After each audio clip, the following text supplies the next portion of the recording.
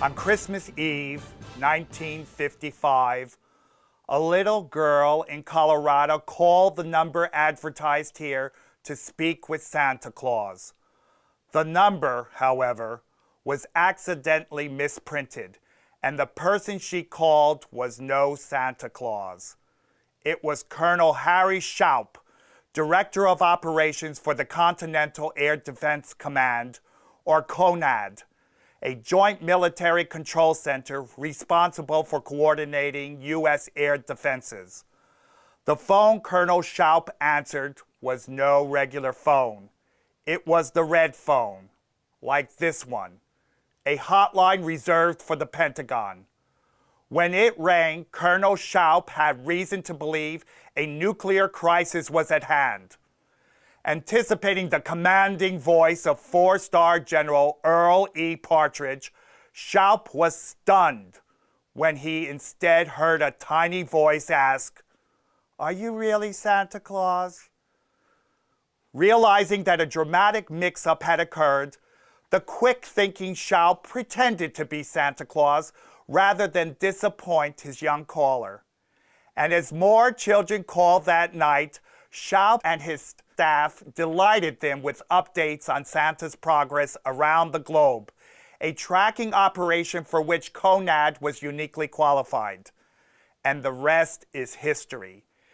Every year after that fateful call, the Defense Agency tracked and reported Santa's journey on Christmas Eve. The tradition lived on even as CONAD became the North American Aerospace Defense Command, or NORAD, a joint operation with Canada. And today, NORAD's Santa tracking operation is an annual event anticipated by millions around the world. I tell this story because the 1959 film you are about to see conveys the pervasive sense of urgency that characterized the Cold War era in which Colonel Shoup received that first Christmas Eve call. Entitled Seconds for Survival, the film discusses the rapid development of U.S. air defense systems after World War II and emphasizes the critical role played by communications. As you watch, imagine yourself in the good Colonel's shoes. If that red phone had rung while you were on duty, would you have had the composure to play Colonel Santa, as Shoup became known? Here's Seconds for Survival.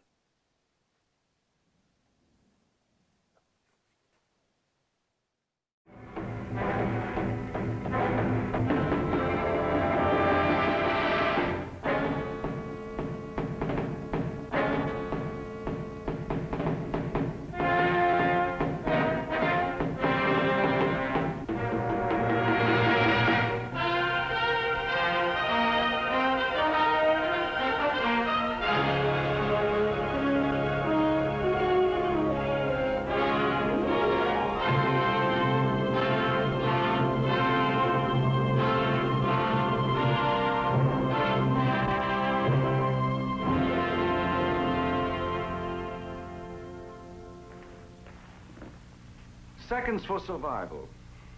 That makes you think of wars and surprise attacks and our means to defend ourselves and retaliate. But Seconds for Survival is also a human story. Most of us have had seconds for survival many times in our daily lives. It happens to people at play, on a day when the world is a picture of peace and serenity. Then a teletypewriter springs to life, and the words chatter a threat to pleasure craft and their crews.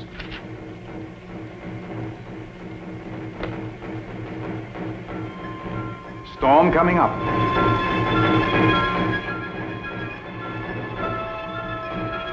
Head for shore. Head for shore.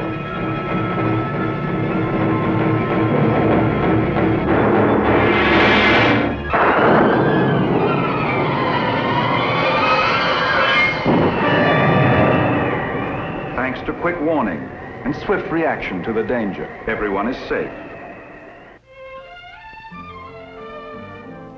People at work on a busy day. Ed Brown's been on the job for 20 years, never had one interruption in his daily routine.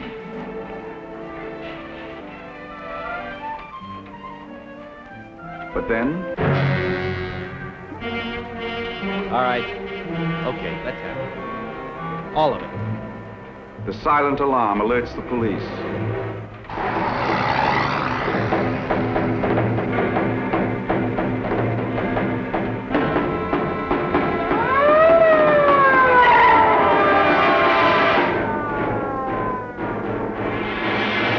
Timely alert, quick reaction, and a dangerous man is caught in his tracks.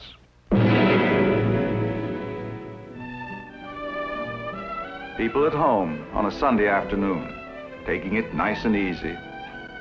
That is, all except Dad. But Sunday's too nice a day to work. Wrap it up and join the family.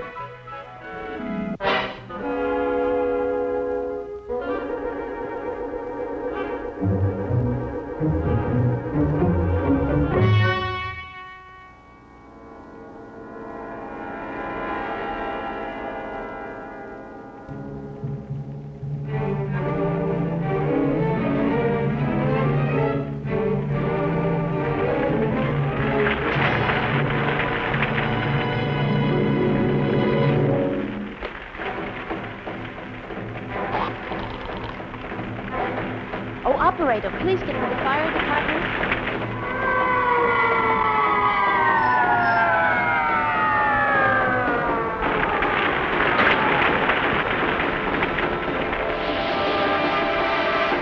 A serious fire is averted, again by prompt reaction.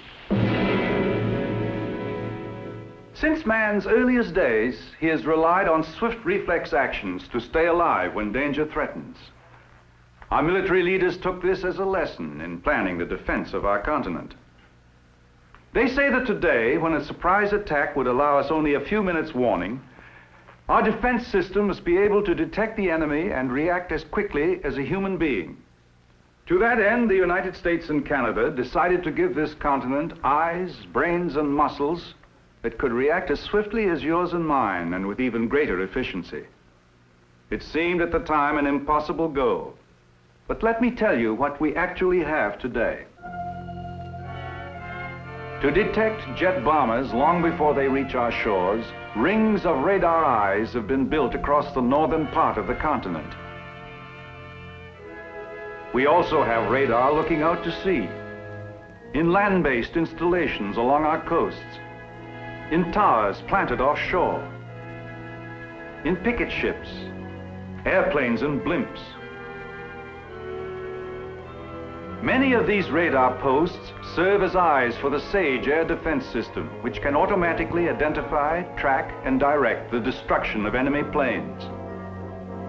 If an enemy attacked, the alert would flash to the brains of our whole defense system, to NORAD, the North American Air Defense Command headquarters in Colorado Springs. At the same time, civil defense agencies would warn the people in our cities. Then our muscles, in the form of jet interceptors and surface-to-air missiles, would get into action, while our long-range bombers and missiles are on their way to destroy the enemy's bases. All of these eyes, brains, and muscles give us strength. But we need one more thing, perhaps the most vital element of all, a nerve system over which communications can be flashed in an instant's time, so that our defense system can spring into action in one controlled thrust. Our military leaders knew this continent already had such a nerve system, designed for peacetime use, but ready to serve the cause of defense. Much of this nerve system is hidden underground, but there are places where you can see it clearly against the sky. I'm speaking of the nation's telephone network, whose microwave towers and cables lace the farthest village and town into a vast web of communications. This is the system that makes our defense go. It's the same network you use when you pick up your telephone to call someone in a distant city. And it's the same network the nation uses to carry on its daily business. Almost everywhere you look, You can see the vision of Alexander Graham Bell in millions of telephones carrying the voices of a nation, and in the facilities and services which bring you news, television programs, and the pictures you see in your newspapers. And telephone networks today don't stop at the waterline. We have underwater cables that span the oceans. They're important to overseas communications because they're not affected by magnetic storms and other atmospheric disturbances. These cables provide instant all-weather communications with Hawaii, Alaska, Puerto Rico, and Cuba, Great Britain, continental Europe, and with our overseas military bases. Today's telephone network far exceeds Mr. Bell's grandest dream. And every last inch of it can be linked together to serve the home, business, or continental defense. The very size and diversity of this network help to make it strong. But telephone companies have taken many other steps to ensure reliable communications during times of disaster. All across the country, trained people stand ready with emergency supplies and equipment. If electric power to telephone buildings should be knocked out, batteries and generators are ready to take over. And more underground cables are being installed across the country, providing additional alternate circuits that can withstand damage from storms or falling bombs. And to make this system even more dependable, telephone men have built great networks of communications that bypass critical military targets. Express routes reaching across the nation avoid large cities entirely. Other main routes connect with the express routes and go around the big cities as well as between them. If any of these cities were destroyed, communications could bypass them and continue to give nationwide service. I think we can all begin to see that the very same knowledge, manpower, and organization that brought the telephone into our homes also plays an important part in the defense of our country. The Bell telephone companies, the research facilities of the Bell Laboratories, and the manufacturing and supply organization of Western Electric have all been called upon to help design and build the special communications, weapons systems, radars, and other facilities for our continental defense. To me, the building of this great defense system is one of the most dramatic stories I have ever heard. In 1953, recognizing the threat of surprise attack over the North Pole, the governments of the United States and Canada decided to construct the DEW line, the distant early warning line across the northern boundaries of Alaska, Canada, Greenland, and Iceland. Western Electric was assigned to supervise construction of this chain of radar stations in a land so remote that in some areas no human had ever walked before. From all over the country, telephone men journeyed to the far north as part of an organized team. Thousands of tons of equipment and provisions had to be brought into the frozen wilderness by plane, ship, and tractor train, any way you could get it there.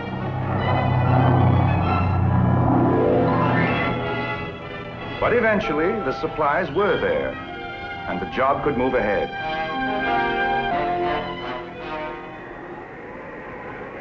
For the men who built the DEW line, it was a time of unbelievable hardships in bitter winds that blew across the Arctic wastes, in freezing cold, and through long months of lonely isolation. But despite blizzards and icy gales, the builders somehow persevered. And eventually, station by station, the DEW line became a reality. A living electronic system that can give us precious minutes of warning time if an air attack should come from the north. Today, from stations clinging to wild and remote cliffs, radar antennas probe deep into the skies above the top of the world. Vigilant sentinels that never close their eyes. Providing reliable communications in this wild north country was quite a problem. In the land where many people had looked to the dog sled and the bush pilot for their only contact with civilization, telephone men used a new kind of transmission to construct not only the DEW line, but the Alaskan communication system, known as White Alice, and the silent land became electronically alive. Huge antennas designed by Bell scientists beam powerful microwaves over the horizon to be received and relayed by other antennas. Today, White Alice ties together our Alaskan military outposts and connects with the dew line to complete our communications network across the top of the continent. If enemy planes should try to fly in across our northern borders, the dew line antennas would spot them, and men on duty would observe their tracks on radar scopes. The information would flash to NORAD. To me, NORAD symbolizes the cooperation between the armed services of two countries. The United States Air Force, Army and Navy, and the Royal Canadian Air Force jointly operate this key headquarters. NORAD is a busy place. Information flows in by wire and radio from many different radar detection posts. In addition to radar stations at strategic points along our coastlines, many others far out at sea give us extra minutes of warning time if attack should come from across the oceans.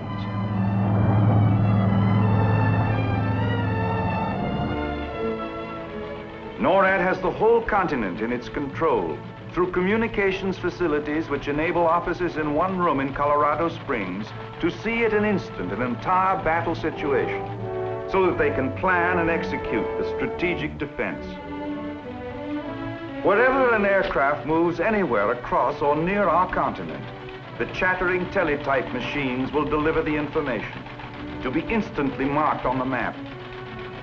NORAD then coordinates the overall defense, passing information to combat centers throughout the country, while men inside the strange-looking concrete buildings of SAGE would control individual segments of the battle. SAGE combat centers can calculate the speed, altitude, and course of enemy planes and direct the defense in their area. Through communication circuits, they can send jet interceptors into the sky toward the enemy, bring them at supersonic speeds to the correct position for attack, and electronically fire their rockets for the kill. All this from a command position hundreds of miles away. Through special signals flowing over telephone lines, SAGE also directs the launching and flight of surface-to-air missiles to strike swiftly across the skies at speeding enemy planes.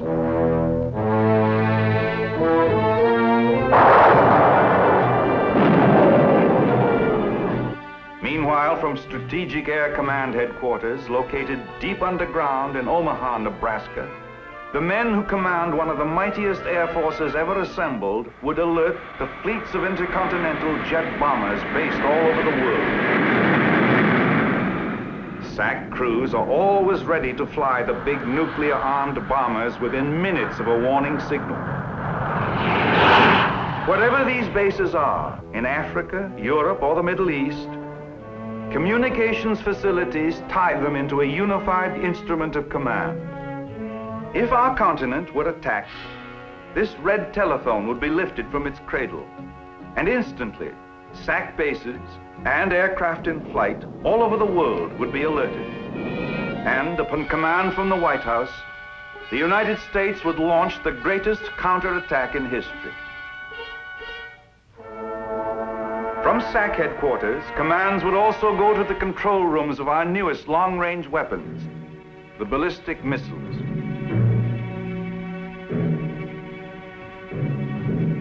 The giant missiles would thunder into the sky toward their targets, thousands of miles away.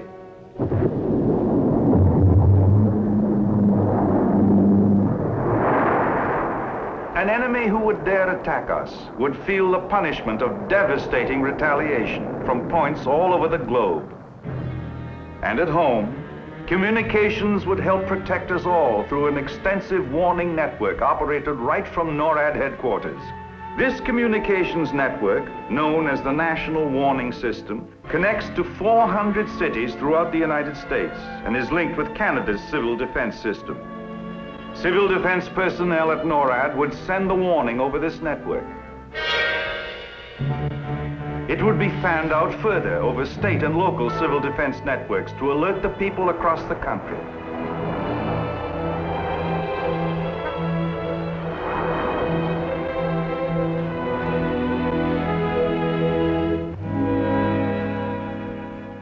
Up to now, we've seen the vast defense network America has built to defend against attack by nuclear bombers. And we must continue to guard against that threat as long as any potential enemy has bombing planes.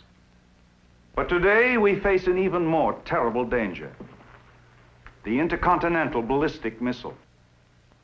This is a threat our leaders know we must meet, but it poses almost unbelievably complex problems.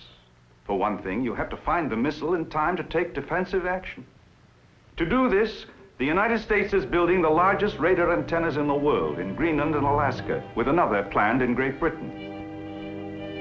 These giant radar antennas are the eyes of BMEWS, the Ballistic Missile Early Warning System, which will be able to see an enemy missile more than 2,000 miles away. But BMEWS will have more than eyes. It will have voices too. Circuits that carry information back to NORAD. These circuits are of the most vital importance to the system, for in a missile attack, time for survival, is the essential factor. Scientists are studying other methods of detecting enemy missiles, including the possibility of placing a series of satellites in orbit. They would keep a constant lookout and flash a warning the moment an enemy rocket engine fired up on its launching pad. But even if an ICBM attack were detected, it would require the most fantastic weapon of them all to defend against it: an anti-missile missile, which must be able to launch itself high into space within seconds, search out its target, moving over 15,000 miles per hour, and destroy it, while still far from our shores. Because of its reputation in the design of military weapons systems, Bell Laboratories was asked by the Army to develop a system which could defend against the ICBM. A fantastic assignment. But the Nike Zeus anti-missile system could become the weapon of tomorrow.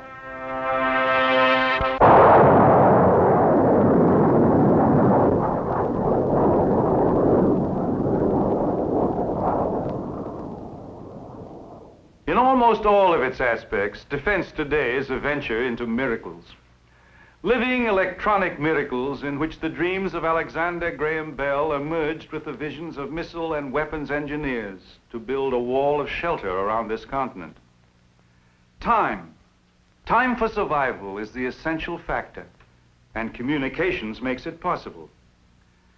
It was almost 2 centuries ago that George Washington said, "If we desire peace, it must be known at all times that we are ready for war." On Pearl Harbor Day, the American people had cause to regret that they had all but forgotten Washington's advice. But what about next time? Will we once again be caught unprepared? Will the seconds for survival tick away until time has run out for us all? Suppose the next time the enemy strikes with jet bombers from 3 sides. From the east, from the west, and from the north, and with ballistic missiles in one coordinated attack. How would we cope with it? Radar at distant dew-line stations will detect the bombers while they are still hundreds of miles away from our shores. I've got 2. Pick them up at 035. Picket ships far out at sea will track them on their scopes. Contacts at 265. Early warning aircraft on patrol will keep the planes under surveillance. 052. 2 tracks. In this crisis, communications will be needed as never before, when our very existence will depend on getting the information through to Defense Headquarters. All we know is they're not I'll call ours. you right back. They're coming in low. Altitude Yes, in 500. considerable numbers. Speed Say about 500. 50 aircraft. Indicates no change Our in estimate heading. is at least 25 aircraft. Heading 85 degrees. Altitude unknown. 38,000. Speed. They are unknown. Positions at 051015. What's the report? The heading is now 280 degrees. Hotel Alpha 21 reports 40 unknown. Yes, due north. Altitude 41,000. Speed 600 plus. 25 unknown. Kilo Zulu, Whiskey 4. Heading unchanged. 278 degrees. No further word, you How much say? time have I got? Put me through to him, No will you? confirmation on Kilo Hotel 2, Lima, Whiskey Charlie, 4. Jigger 44. Roger, AD. We see We can't be certain until then. Foxtrot, Golf 42. That's all we have on them. Seem to be I spreading. want to check on that georef right We are away. checking several We'll reports. reclassify it. Nothing further in Alpha 321?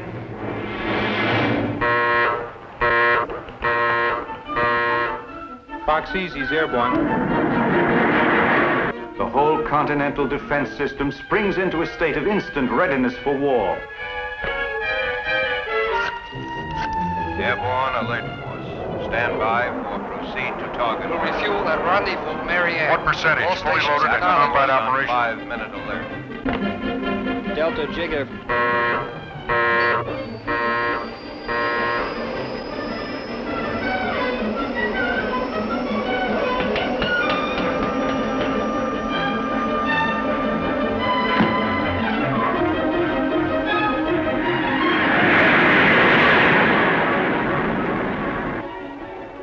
.30 interceptors airborne.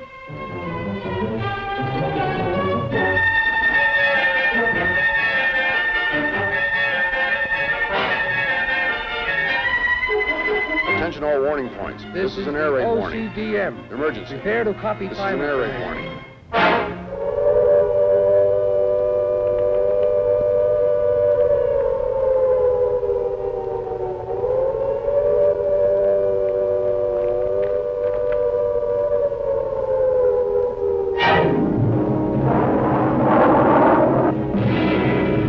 Bearing 265 degrees.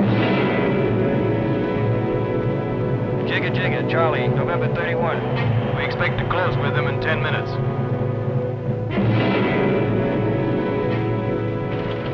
We've made contact with them. Contact with 6 bandits. They're bandits, that is all. Surface evacuation of dependents. Hostile. Confirmed. Hostile.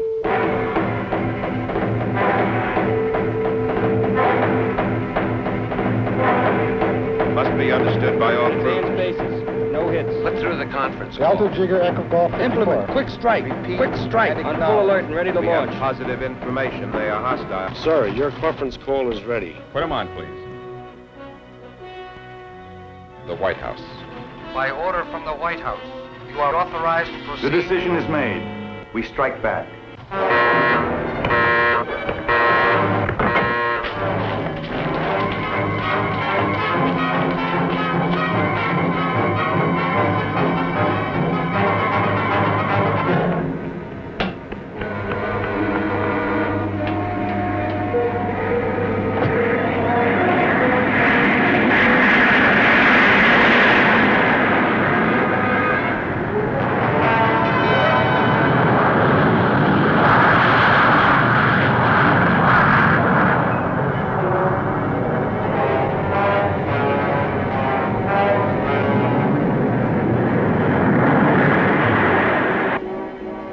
Attention missile sites. Fire on designated targets. You may fire when ready.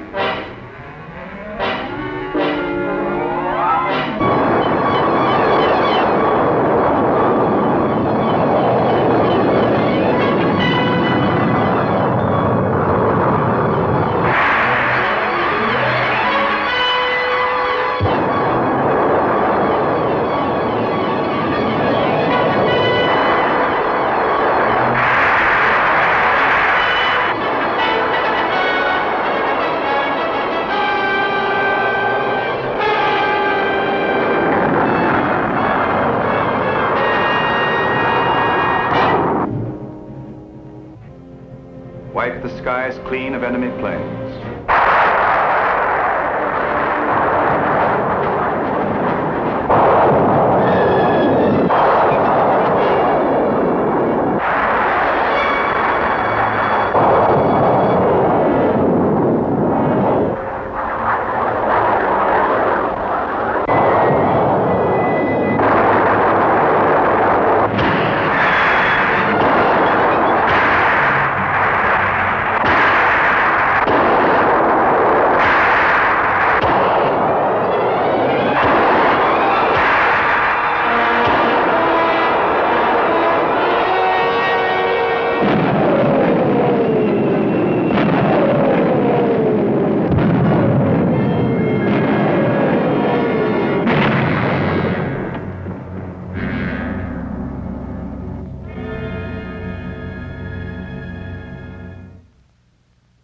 strength such as this which our leaders hope will discourage an aggressor and help to bring lasting peace. But if peace is to come, it can be attained only through vigilance, through readiness. The men and women of your telephone company will continue to contribute in every way they can to the defense of our continent in an age when seconds can mean survival, and strength can mean what we all pray for: peace.